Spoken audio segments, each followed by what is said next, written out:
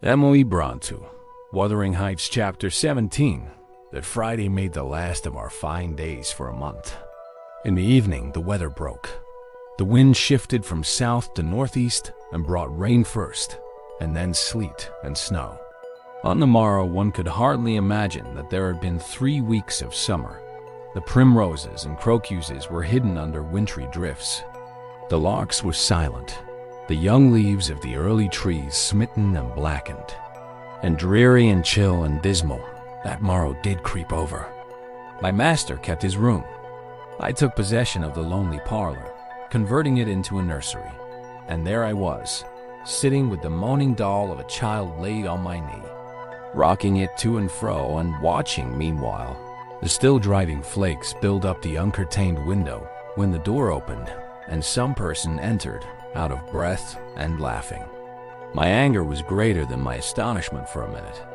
I supposed it one of the maids, and I cried, "Have done! How dare you show your giddiness here? What would Mr. Linton say if he heard you?" "Excuse me," answered a familiar voice, "but I know Edgar is in bed, and I cannot stop myself." With that, the speaker came forward to the fire, panting and holding her hand to her side. "I have run the whole way from Wuthering Heights," she continued after a pause, "except where I've flown. I couldn't count the number of falls I've had. Oh, I'm aching all over. Don't be alarmed. There shall be an explanation as soon as I can give it.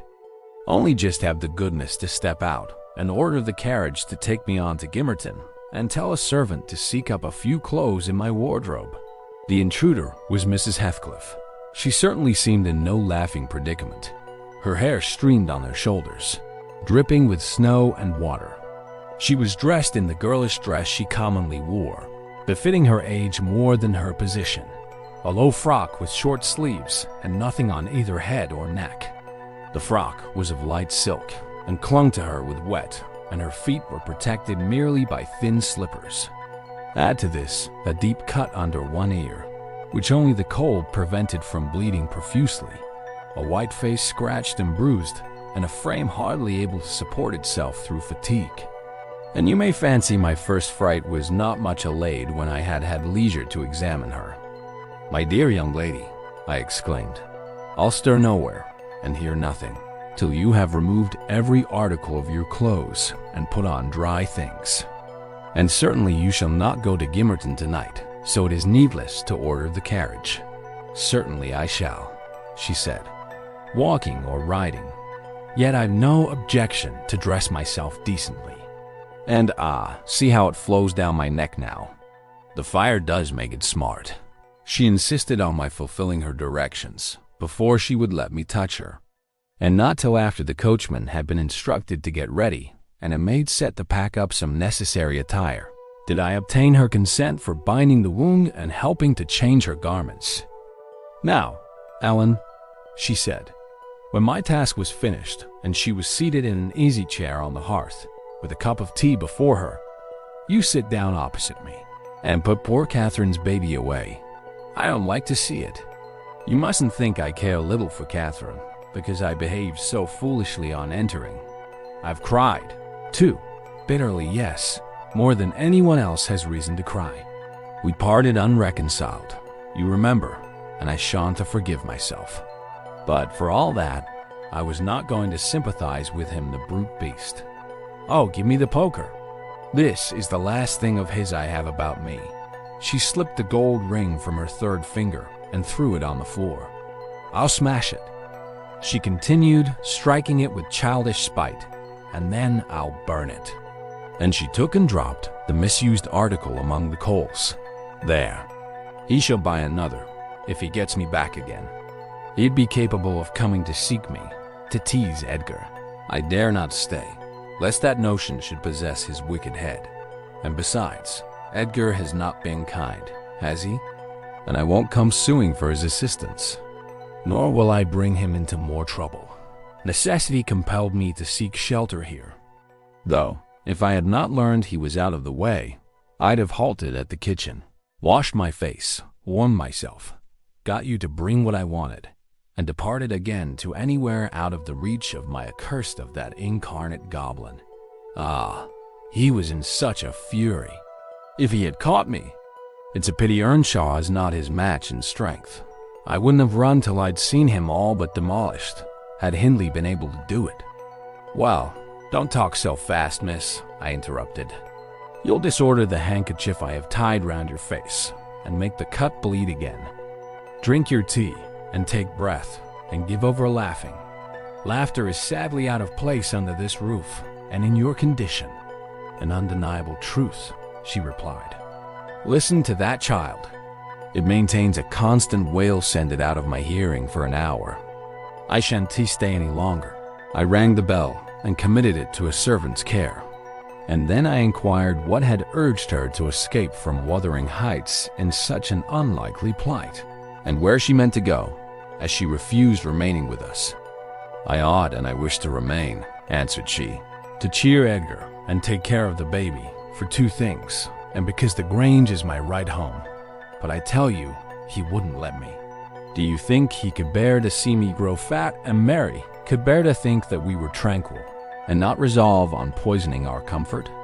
Now, I have the satisfaction of being sure that he detests me, to the point of its annoying him seriously to have me within earshot or eyesight. I notice, when I enter his presence, the muscles of his countenance are involuntarily distorted into an expression of hatred, partly arising from his knowledge of the good causes I have to feel that sentiment for him, and partly from original aversion.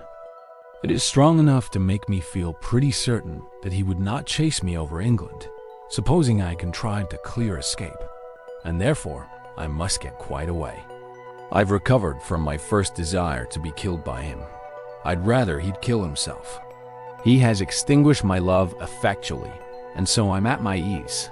I can recollect yet how I loved him, and can dimly imagine that I could still be loving him, if no.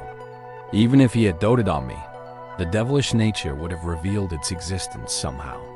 Catherine had an awfully perverted taste to esteem him so dearly, knowing him so well.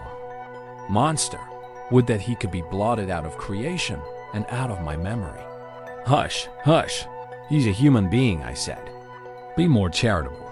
There are worse men than he is yet. He's not a human being, she retorted, and he has no claim on my charity. I gave him my heart, and he took and pinched it to death and flung it back to me. People feel with their hearts, Ellen, and since he has destroyed mine, I have not power to feel for him, and I would not, though he groaned from this to his dying day and wept tears of blood for Catherine. No, indeed, I wouldn't. And here Isabella began to cry. But, immediately dashing the water from her lashes, she recommenced. You asked, what has driven me to flight at last? I was compelled to attempt it, because I had succeeded in rousing his rage a pitch above his malignity. Pulling out the nerves with red-hot pincers requires more coolness than knocking on the head. He was worked up to forget the fiendish prudence he boasted of, and proceeded to murderous violence. I experienced pleasure in being able to exasperate him. The sense of pleasure woke my instinct of self-preservation, so I fairly broke free. And if ever I come into his hands again, he's welcome to a signal revenge. Yesterday, Mr. Earnshaw should have been at the funeral. He kept himself sober for the purpose, tolerably sober, not going to bed mad at 6 o'clock and getting up drunk at 12. Consequently, he rose in suicidal low spirits, as fit for the church as for a dance. And instead, he sat down by the fire and swallowed gin or brandy by tumblerfuls.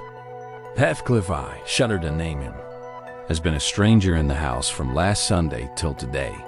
Whether the angels have fed him or his kin beneath, I cannot tell. But he has not eaten a meal with us for nearly a week.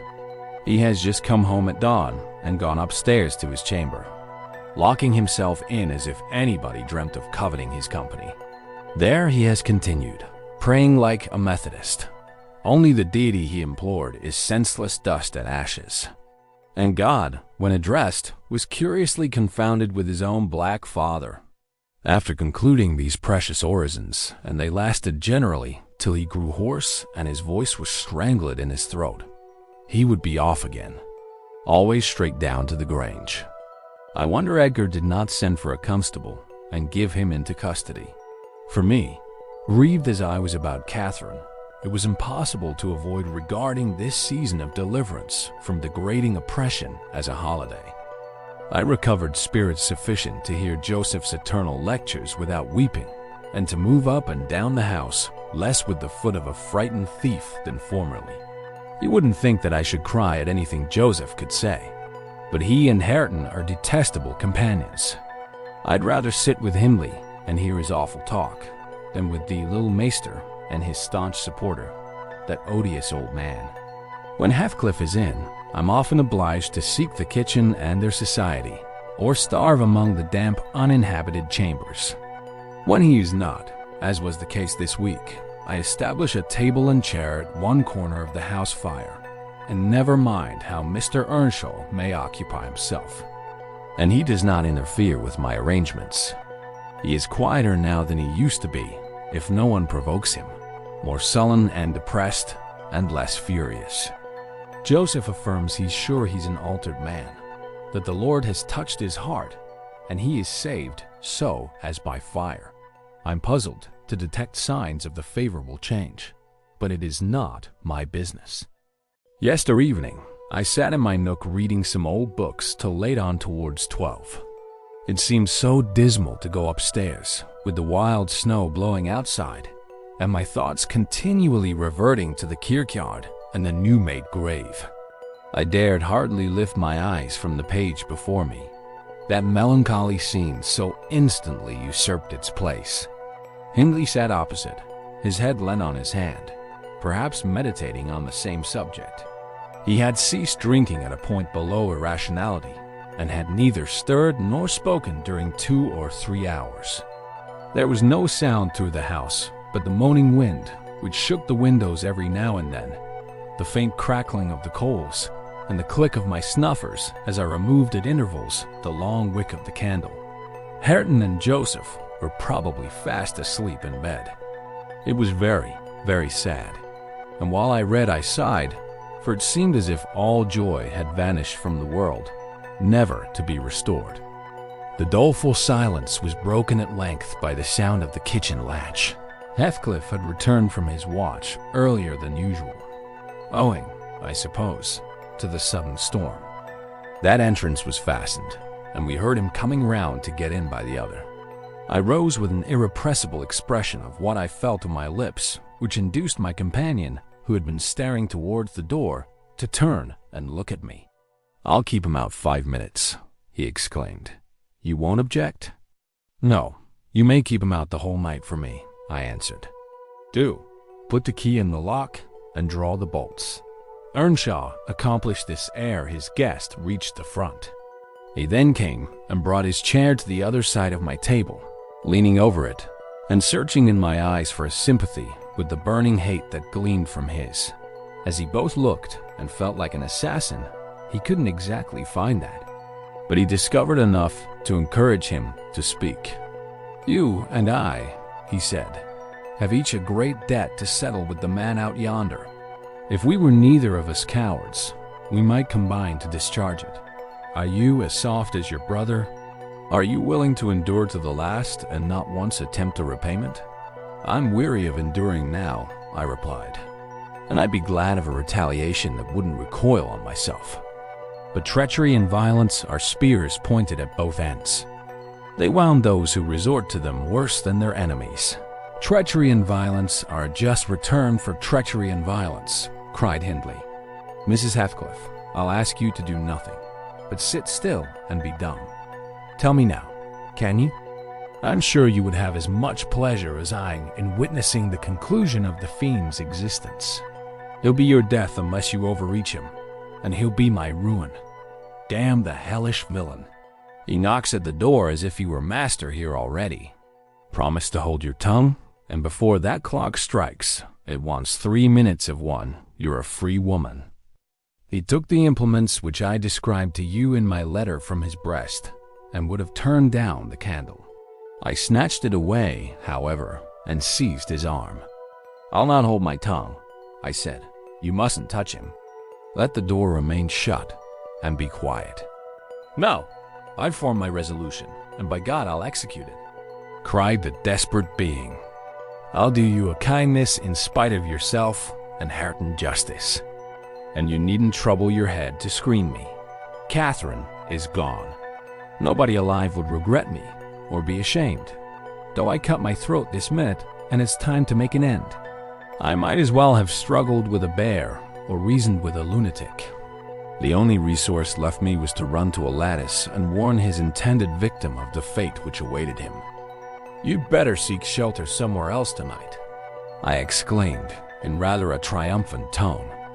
"Mr. Earnshaw has a mind to shoot you if you persist in endeavoring to enter. You'd better open the door." "You," he answered, addressing me by some elegant term that I don't care to repeat. "I shall not meddle in the matter," I retorted again. "Come in and get shot, if you please. I've done my duty." With that, I shut the window and returned to my place by the fire, having too small a stock of hypocrisy at my command to pretend any anxiety for the danger that menaced him. Earnshaw swore passionately at me, affirming that I loved the villain yet, and calling me all sorts of names for the base spirit I evinced. And I, in my secret heart, and conscience never reproached me, thought what a blessing it would be for him should Heathcliff put him out of misery, and what a blessing for me should he send Heathcliff to his right abode. As I sat nursing these reflections, the casement behind me was banged onto the floor by a blow from the latter individual, and his black countenance looked blightingly through. The stanchion stood too close to suffer his shoulders to fall, and I smiled, exulting in my fancied security. His hair and clothes were whitened with snow, and his sharp cannibal teeth, revealed by cold and wrath, gleamed through the dark. "Isabella, let me in, or I'll make you repent," he gurned, as Joseph calls it. "I cannot commit murder," I replied. "Mr. Hindley stands sentinel with a knife and loaded pistol. Let me in by the kitchen door," he said.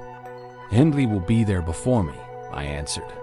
"And that's a poor love of yours that cannot bear a shower of snow." We were left at peace in our beds as long as the summer moon shone, but the moment a blast of winter returns, you must run for shelter. "Heathcliff, if I were you, I'd go stretch myself over her grave and die like a faithful dog. The world is surely not worth living in now, is it? You had distinctly impressed on me the idea that Catherine was the whole joy of your life. I can't imagine how you think of surviving her loss." "He's there, is he?" exclaimed my companion, rushing to the gap. "If I can get my arm out, I can hit him." "I'm afraid, Ellen, you'll set me down as really wicked. But you don't know all, so don't judge. I wouldn't have aided or abetted an attempt on even his life for anything. Wish that he were dead, I must. And therefore, I was fearfully disappointed and unnerved by terror for the consequences of my taunting speech, when he flung himself on Earnshaw's weapon and wrenched it from his grasp. The charge exploded, and the knife, in springing back, closed into its owner's wrist. Heathcliff pulled it away by main force, slitting up the flesh as it passed on, and thrust it dripping into his pocket. He then took a stone, struck down the division between two windows, and sprang in. His adversary had fallen senseless with excessive pain and the flow of blood that gushed from an artery or a large vein. The ruffian kicked and trampled on him, and dashed his head repeatedly against the flags, holding me with one hand, meantime, to prevent me summoning Joseph. He exerted preterhuman self-denial in abstaining from finishing him completely, but getting out of breath, he finally desisted and dragged the apparently inanimate body onto the settle. There he tore off the sleeve of Earnshaw's coat and bound up the wound with brutal roughness, spitting and cursing during the operation as energetically as he had kicked before. Being at liberty, I lost no time in seeking the old servant, who, having gathered by degrees the purport of my hasty tale, hurried below, gasping as he descended the steps two at once. "What is there to do now? What is there to do now?" "There's this to do," thundered Heathcliff, that your master's mad. And should you last another month, I'll have him to an asylum. And how the devil did you come to fasten me out, you toothless hound? Don't stand muttering and mumbling there. Come, I'm not going to nurse him. Wash that stuff away. And mind the sparks of your candle. It is more than half brandy. And so you've been murthering on him? Exclaimed Joseph, lifting his hands and eyes in horror. If ever I see deceit like this. May the Lord. Heathcliff gave him a push onto his knees in the middle of the blood and flung a towel to him. But instead of proceeding to dry it up, he joined his hands and began a prayer, which excited my laughter from its odd phraseology. I was in the condition of mind to be shocked at nothing. In fact, I was as reckless as some malefactors show themselves at the foot of the gallows. Oh, I forgot you, said the tyrant. You shall do that. Down with you, and you conspire with him against me. Do you, viper? There, that is work fit for you. He shook me till my teeth rattled and pitched me beside Joseph, who steadily concluded his supplications and then rose, vowing he would set off for the Grange directly. Mr. Linton was a magistrate, and though he had 50 wives dead, he should inquire into this. He was so obstinate in his resolution that Heathcliff deemed it expedient to compel from my lips a recapitulation of what had taken place. Standing over me, heaving with malevolence as I reluctantly delivered the account in answer to his questions. It required a great deal of labor to satisfy the old man that Heathcliff was not the aggressor, especially with my hardly wrung replies. However, Mr. Earnshaw soon convinced him that he was alive still. Joseph hastened to administer a dose of spirits, and by their succor, his master presently regained motion and consciousness. Heathcliff, aware that his opponent was ignorant of the treatment received while insensible, called him deliriously intoxicated, and said he should not notice his atrocious conduct further, but advised him to get to bed. To my joy, he left us, after giving this judicious counsel, and Hindley stretched himself on the hearthstone. I departed to my own room, marveling that I had escaped so easily. This morning, when I came down, about half an hour before noon, Mr. Earnshaw was sitting by the fire, deadly sick. His evil genius, almost as gaunt and ghastly, leant against the chimney. Neither appeared inclined to dine, and having waited till all was cold on the table, I commenced alone. Nothing hindered me from eating heartily, and I experienced a certain sense of satisfaction and superiority, as at intervals I cast a look towards my silent companions and felt the comfort of a quiet conscience within me. After I had done, I ventured on the unusual liberty of drawing near the fire, going round Earnshaw's seat, and kneeling in the corner beside him. Heathcliff did not glance my way, and I gazed up and contemplated his features almost as confidently as if they had been turned to stone. His forehead, that I once thought so manly, and that I now think so diabolical, was shaded with a heavy cloud. His basilisk eyes were nearly quenched by sleeplessness, and weeping perhaps, for the lashes were wet then, his lips devoid of their ferocious sneer, and sealed in an expression of unspeakable sadness. Had it been another, I would have covered my face in the presence of such grief. In his case, I was gratified. And ignoble as it seems to insult a fallen enemy, I couldn't miss this chance of sticking in a dart. His weakness was the only time when I could taste the delight of paying wrong for wrong. Fie, miss, I interrupted. One might suppose you had never opened the Bible in your life. If God afflict your enemies, surely that ought to suffice you. It is both mean and presumptuous to add your torture to his.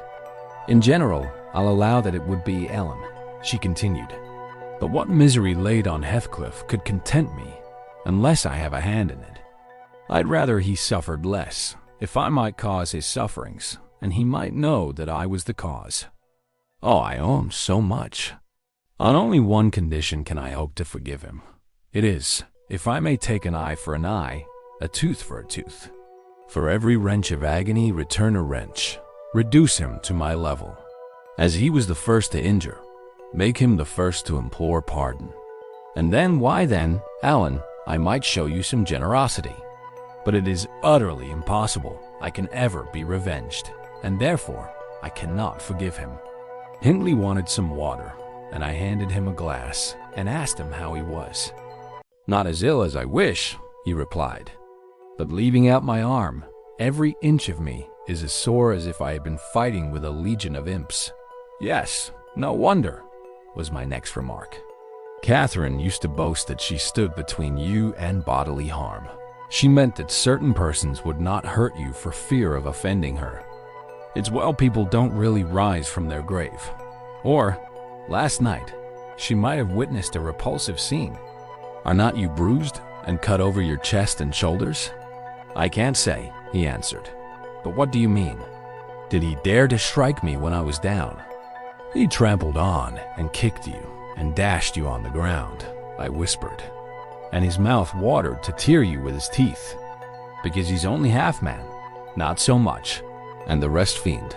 Mr. Earnshaw looked up like me to the countenance of our mutual foe, who, absorbed in his anguish, seemed insensible to anything around him. The longer he stood, the plainer his reflections revealed their blackness through his features. Oh, if God would but give me strength to strangle him in my last agony, I'd go to hell with joy. Groan the impatient man, writhing to rise and sinking back in despair, convinced of his inadequacy for the struggle. "Nay, it's enough that he has murdered one of you," I observed aloud. "At the Grange, everyone knows your sister would have been living now had it not been for Mr. Heathcliff. After all, it is preferable to be hated than loved by him. When I recollect how happy we were, how happy Catherine was before he came, I'm fit to curse the day. Most likely, Heathcliff noticed more the truth of what was said than the spirit of the person who said it.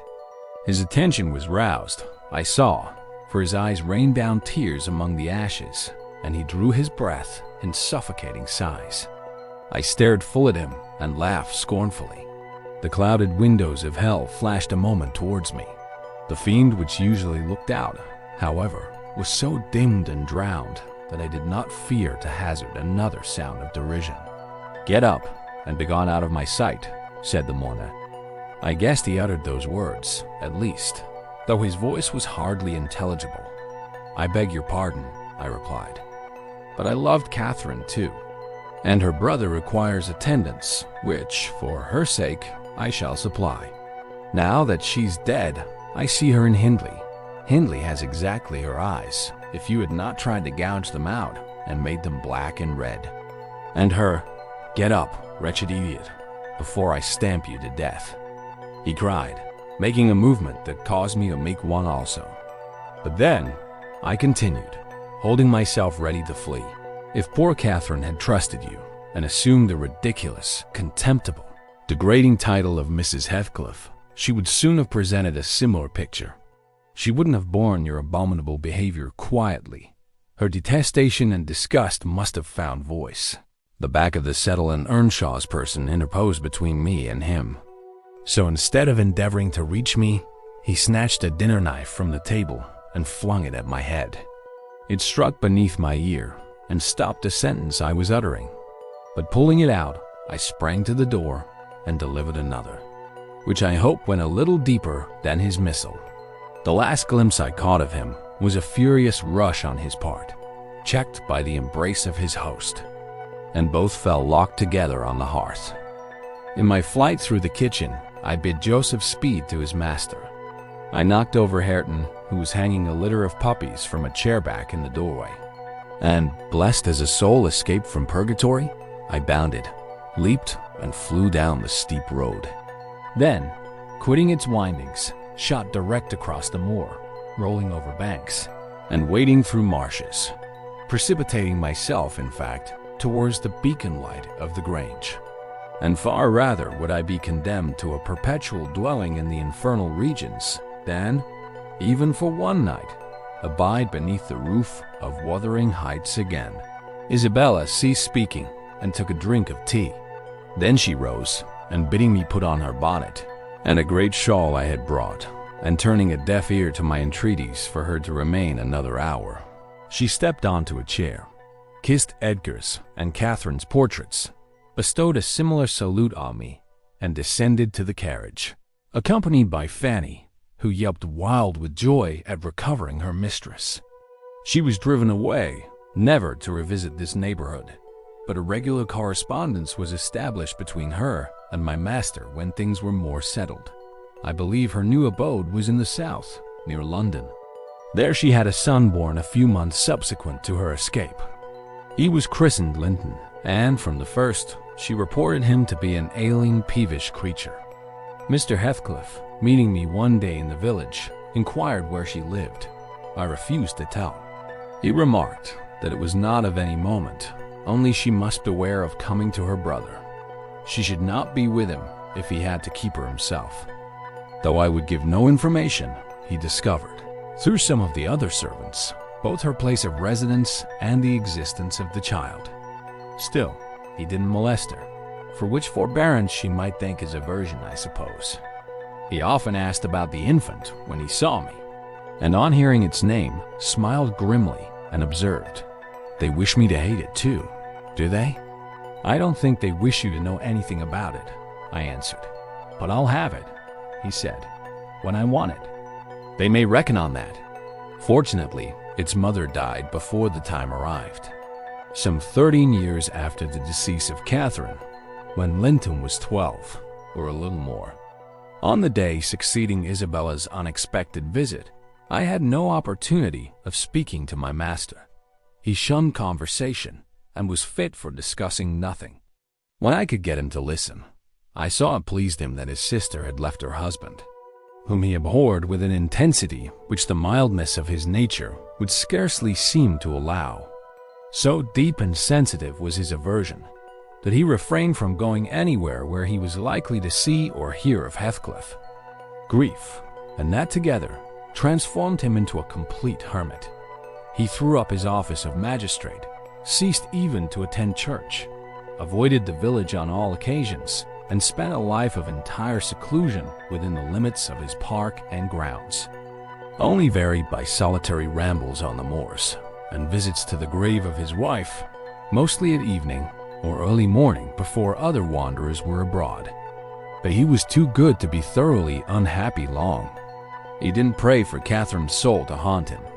Time brought resignation and a melancholy sweeter than common joy.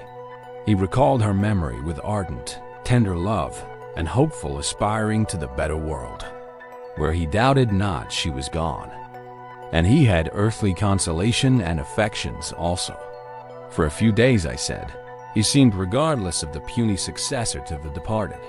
That coldness melted as fast as snow in April, and ere the tiny thing could stammer a word or totter a step, it wielded a despot scepter in his heart.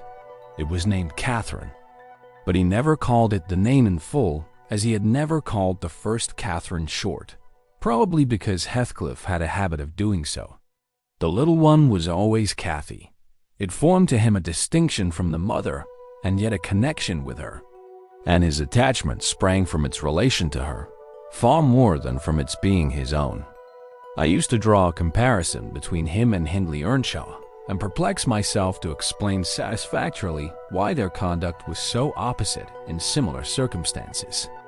They had both been fond husbands, and were both attached to their children, and I could not see how they shouldn't both have taken the same road for good or evil. But I thought in my mind, Hindley, with apparently the stronger head, has shown himself sadly the worse and the weaker man. When his ship struck, the captain abandoned his post, and the crew, instead of trying to save her, rushed into riot and confusion, leaving no hope for their luckless vessel. Linton, on the contrary, displayed the true courage of a loyal and faithful soul. He trusted God, and God comforted him. One hoped, and the other despaired. They chose their own lots, and were righteously doomed to endure them. But you'll not want to hear my moralizing, Mr. Lockwood. You'll judge, as well as I can, all these things. At least, you'll think you will, and that's the same. The end of Earnshaw was what might have been expected. It followed fast on his sisters. There were scarcely 6 months between them. We, at the Grange, never got a very succinct account of his state preceding it. All that I did learn was on occasion of going to aid in the preparations for the funeral. Mr. Kenneth came to announce the event to my master. "Well, Melly," said he, riding into the yard one morning, too early not to alarm me with an instant presentiment of bad news, "it's yours and my turn to go into mourning at present. Who's given us the slip now, do you think?" "Who?" I asked in a flurry. "Why, guess." He returned, dismounting and slinging his bridle on a hook by the door. "And nip up the corner of your apron. I'm certain you'll need it. Not Mr. Heathcliff, surely?" I exclaimed. "What? Would you have tears for him?" said the doctor. "No. Heathcliff's a tough young fellow. He looks blooming today. I've just seen him. He's rapidly regaining flesh since he lost his better half." "Who is it then, Mr. Kenneth?" I repeated impatiently. "Hindley Earnshaw. Your old friend Hindley," he replied, "and my wicked gossip, though he's been too wild for me this long while. There, I said we should draw water, but cheer up. He died true to his character, drunk as a lord. Poor lad, I'm sorry too. One can't help missing an old companion, though he had the worst tricks with him that ever man imagined, and has done me many a rascally turn. He's barely 27, it seems." "That's your own age. Who would have thought you were born in 1 year?" I confess this blow was greater to me than the shock of Mrs. Linton's death. Ancient associations lingered round my heart. I sat down in the porch and wept as for a blood relation, desiring Mr. Kenneth to get another servant to introduce him to the master. I could not hinder myself from pondering on the question. Had he had fair play? Whatever I did, that idea would bother me. It was so tiresomely pertinacious that I resolved on requesting leave to go to Wuthering Heights and assist in the last duties to the dead. Mr. Linton was extremely reluctant to consent, but I pleaded eloquently for the friendless condition in which he lay, and I said my old master and foster brother had a claim on my services as strong as his own. Besides, I reminded him that the child Hareton was his wife's nephew, and, in the absence of nearer kin, he ought to act as its guardian. And he ought to and must inquire how the property was left, and look over the concerns of his brother-in-law. He was unfit for attending to such matters then, but he bid me speak to his lawyer, and at length permitted me to go. His lawyer had been Earnshaw's also. I called at the village and asked him to accompany me. He shook his head and advised that Heathcliff should be let alone, affirming, if the truth were known, Hareton would be found little else than a beggar. His father died in debt, he said. The whole property is mortgaged, and the sole chance for the natural heir is to allow him an opportunity of creating some interest in the creditor's heart, that he may be inclined to deal leniently towards him. When I reached the Heights, I explained that I had come to see everything carried on decently, and Joseph, who appeared in sufficient distress, expressed satisfaction at my presence. Mr. Heathcliff said he did not perceive that I was wanted, but I might stay and order the arrangements for the funeral, if I chose. Correctly, he remarked, that fools' bodies should be buried at the crossroads, without ceremony of any kind. I happened to leave him 10 minutes yesterday afternoon, and in that interval he fastened the 2 doors of the house against me, and he has spent the night in drinking himself to death deliberately. We broke in this morning, for we heard him snorting like a horse. And there he was, laid over the settle. Flaying and scalping would not have wakened him. I sent for Kenneth, and he came, but not till the beast had changed into carrion. He was both dead and cold and stark, and so you'll allow it was useless making more stir about him. The old servant confirmed this statement, but muttered, I'd rather he'd go and hiss him for to doctor. I said, ha ta'en tent o meester better nor him, and he warn't deed when I left, not o to sort. I insisted on the funeral being respectable. Mr. Heathcliff said I might have my own way there too, only he desired me to remember that the money for the whole affair came out of his pocket. He maintained a hard, careless deportment, indicative of neither joy nor sorrow. If anything, It expressed a flinty gratification at a piece of difficult work successfully executed. I observed once, indeed, something like exultation in his aspect. It was just when the people were bearing the coffin from the house. He had the hypocrisy to represent a mourner, and previous to following with Hareton, he lifted the unfortunate child onto the table and muttered with peculiar gusto, "Now, my bonny lad, you are mine, and we'll see if one tree won't grow as crooked as another, with the same wind to twist it." The unsuspecting thing was pleased at this speech. He played with Heathcliff's whiskers and stroked his cheek. But I divined its meaning and observed tartly, "That boy must go back with me to Thrushgrain, sir. There is nothing in the world less yours than he is." "Does Linden say so?" he demanded. "Of course, he has ordered me to take him," I replied. "Well," said the scoundrel, "we'll not argue the subject now, but I have a fancy to try my hand at rearing a young one, so intimate to your master that I must supply the place of this with my own if he attempt to remove it. I don't engage to let Hareton go undisputed, but I'll be pretty sure to make the other come. Remember to tell him." This hint was enough to bind our hands. I repeated its substance on my return, and Edgar Linden, little interested at the commencement, spoke no more of interfering. I'm not aware that he could have done it to any purpose, had he been ever so willing. The guest was now the master of Wuthering Heights. He held firm possession, and proved to the attorney, who, in his turn, proved it to Mr. Linden, that Earnshaw had mortgaged every yard of land he owned for cash to supply his mania for gaming. And he, Heathcliff, was the mortgagee. In that manner, Hareton, who should now be the first gentleman in the neighborhood, was reduced to a state of complete dependence on his father's inveterate enemy, and lives in his own house as a servant, deprived of the advantage of wages, quite unable to right himself because of his friendlessness and his ignorance that he has been wronged.